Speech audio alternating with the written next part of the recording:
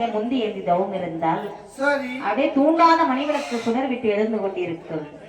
அப்படி சுடர் விளக்கம் முன்பதாக அப்படியே முந்தி ஏந்தி தவம் இருந்தையானால் உனக்கு அழகான கை குழந்தை கிடைக்கும் என்று ஆமா கணவன் இல்லாத கை குழந்தை கிடைக்கும் அப்படி என்று சொல்லிவிட்டு மறைந்தார். சரி யார் யார் மறைந்தது? யாரம்மா மறைந்தது? மயனே அப்படி சொல்லக்கூடிய வேலையில் அப்படியே சரி என்று சம்மதித்து அப்படியே பாலவேலை எப்படி வருகிறார் தெரியுமா? அந்த வடக்கு கோட்டை வாசலுக்கு எப்படி வருகிறார்?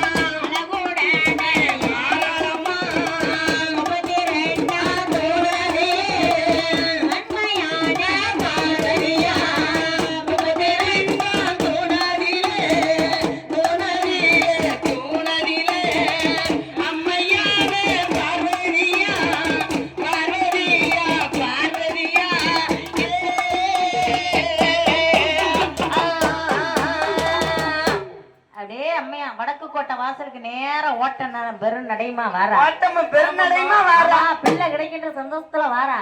ஆமா அப்படியே வந்து கைலாசத்தில் 32ஆம் தூண் அருகே அப்படியே எப்படி தவம் இருக்குகின்றார். அப்படி தவம் இருக்க வேண்டும் என்று அந்த பார்வதா தேவியானவள் அங்க என்ன செய்கிறாளானா